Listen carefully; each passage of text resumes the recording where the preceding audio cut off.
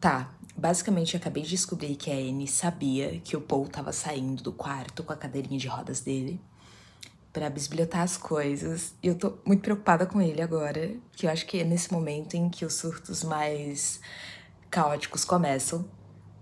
Então, meu Deus, eu realmente tô muito preocupada com ele, tá? Ele tava agora planejando em como ele ia tentar resolver esse problema. Então, como ele tentaria fugir e deixá-la pra trás.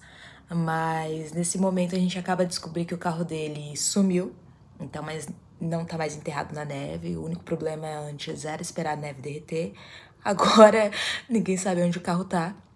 Logo, a única possibilidade de tentar encontrar ele foi de Lalau.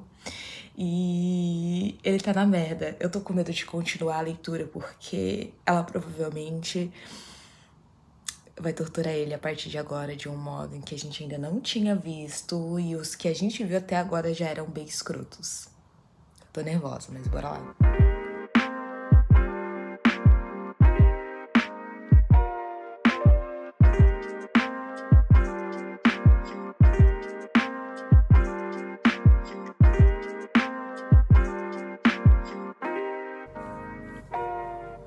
Caralho!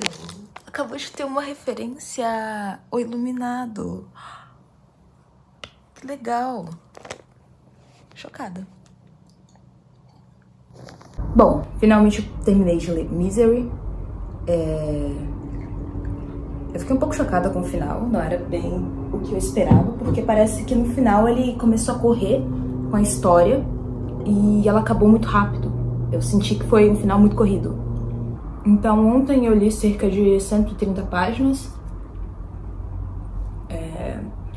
E o final foi muito caótico, eu entrei num ciclo frenético. Eram muitos eventos acontecendo ao mesmo tempo, porque não houveram plot twists, na verdade. Mas ficaram muitas perguntas filosóficas pro final.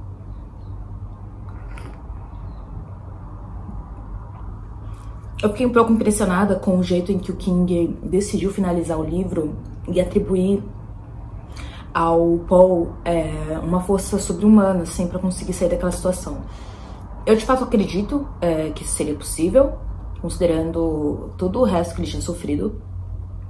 Ele terminou muito traumatizado, de uma forma em que eu acho que não é possível continuar a vida depois de ter vivido tudo aquilo, porque ele revive a todo momento os momentos caóticos, os momentos de sofrimento, e ele não consegue, né, lidar com os pensamentos de uma forma semelhante ao que ele tinha antes dessa experiência, o que faz sentido, foi uma experiência extremamente traumática.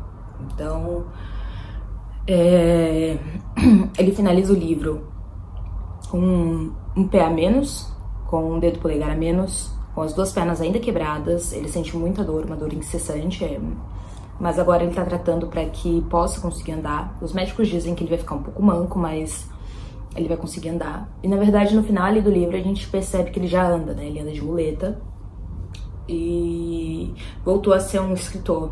Uma coisa interessante é que no final do livro, ele não queimou Misery. E é uma questão bem filosófica, né, que entra nessa parte, porque assim, quando ele começou a escrever Carros Velozes, ele disse que ele estava totalmente cansado da história de Misery, sabe? Ele odiava escrever. E aí, então, ele começa a se questionar do porquê, né? E se realmente Carros Velozes era uma obra melhor que Misery. Porque no final ali, daquele todo sofrimento, ele percebeu que o único lugar de refúgio pra ele era quando ele estava escrevendo a história. Então, quando ele estava dentro do universo de Misery. Então, será que ele realmente odiava ela? E aí ele começou a perceber que não. Ele odiava o fato de que ela tinha mais fama do que ele, entende? Ele, como escritor, ficava apagado no resumo dos best-sellers da história, né? Então, quando ele termina o último Misery, no meio daquele todo caos, no meio de tanta tortura, ele percebe que foi o melhor livro que ele escreveu. E a gente vai acompanhando, né, o jeito em que se segue a história. Ela termina de uma forma bem simplória, na verdade. Eu achei um pouco confusa. Tem uma galera que diz que ama acompanhar simultâneas as duas histórias, então o que o Paul vem escrevendo e o que vem acontecendo com ele na vida real. Mas eu não gostei tanto. Eu tenho alguns distúrbios mentais relacionados a foco, então às vezes ele começava a trocar, né? Tem hora que a máquina quebra algumas teclas, ele tem que substituir a mão, e quando entram aquelas letras diferentes no livro, meu cérebro dissocia totalmente, eu fico focada em observar o formato do N, então não entendo nada do que tá escrito. Nesse momento eu recorri a audiobooks e graças a Deus existem pessoas maravilhosas que, além de trabalhar com a inclusão, né, de toda uma comunidade, eles também têm uma voz maravilhosa, sensacional. E então eu peguei alguns audiobooks do próprio YouTube e terminei de ler.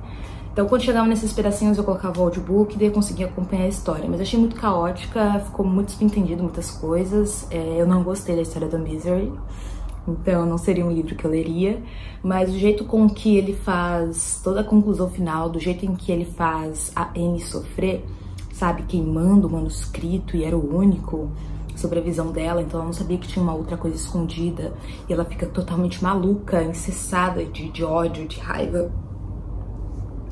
É genial, sabe? É incrível. E tem um pedaço interessante nesse fator, que é o seguinte, ele já não estava mais preocupado em morrer ou não. Então, só que conforme essas outras decisões vão sendo tomadas, você percebe que sim, ele queria muito continuar a viver. Tanto é que ele escondeu o manuscrito real e queimou o falso, né? Que era um conjunto de páginas. E o jeito com que ele conseguiu reagir a Annie naquele momento foi muito louco. Conseguir levantar a Bessie, conseguir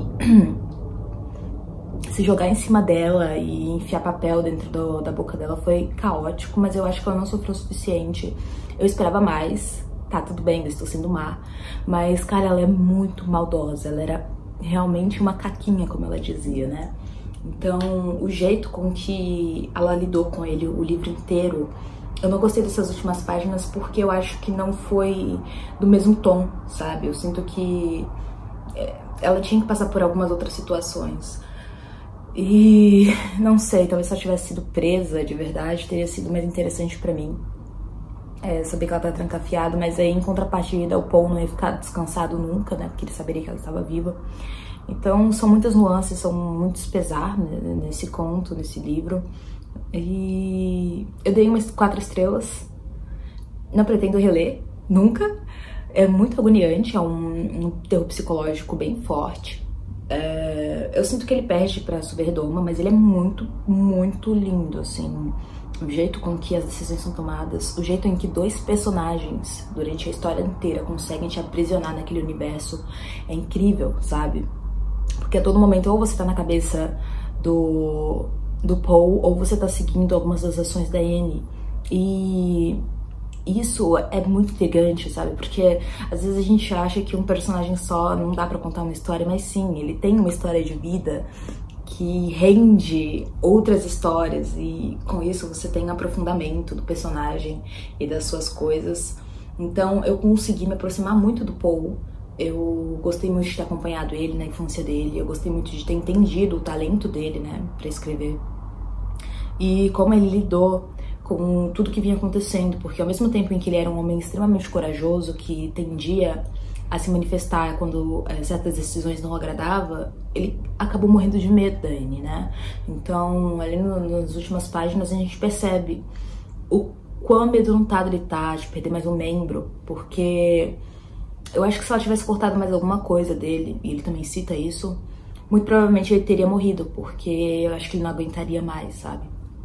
Então, eu não consigo imaginar tudo isso. E um outro ponto interessante é que, assim, no começo do livro a gente tem as descrições bem dadas, né, das sensações que ele sente, da dor amensurável que ele sente nas pernas e como ele lida com isso, né? Você tem descrições de páginas e páginas, então você sente o desconforto, você chega a imaginar a dor como uma vivência absurda. E nos finais das páginas a gente já não tem isso. Por exemplo, ela remove o pé dele, que é o peamento, né? Remove o dedão polegar, mas a gente só tem essas informações. A gente não sabe quais foram as sensações que vieram provenientes disso. Tipo, ele é citado rapidamente que ele acabou entrando em coma em algumas dessas operações, que ele sentia bastante dor, mas as descrições não são tão fortes quanto a do início, né? Então a gente sabe que ele tá morrendo de medo de perder um membro, mas é um medo que ele não é transparecido totalmente pra gente. Então eu sei que ele tá com medo, mas eu não consigo sentir aquele medo como era no começo do livro. Então eu sinto que talvez o King deu uma corrida no final, e talvez seja por isso que eu dei minhas 4 estrelas. Mas com certeza excepcional, eu realmente recomendo. E agora a gente vai, acho que pro meu 5º livro do King, né? Então eu comecei com Iluminado, depois eu li Escuridão Total, terminei de ler Sob a Redoma, agora acabei de ler Misery, e eu estou pensando seriamente em pegar agora A Dança da Morte. Eu particularmente gosto muito dos calhamaços. É um trabalho assim que se leva muito mais tempo pra você ler, mas eu sinto que as descrições, elas são algo que me favorecem muito. Eu sou uma pessoa das descrições, eu gosto das descrições dadas assim a todo momento. Então, quando são esses calhamaços, eu sinto que ele tem um trabalho mais calmo e lento. Então, vem aí.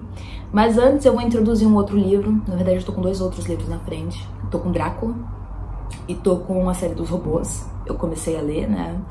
E ambos estão ali no início. Se eu pegar outra coisa do King, muito provavelmente eu paro. Eu geralmente dou prioridade aos livros do King.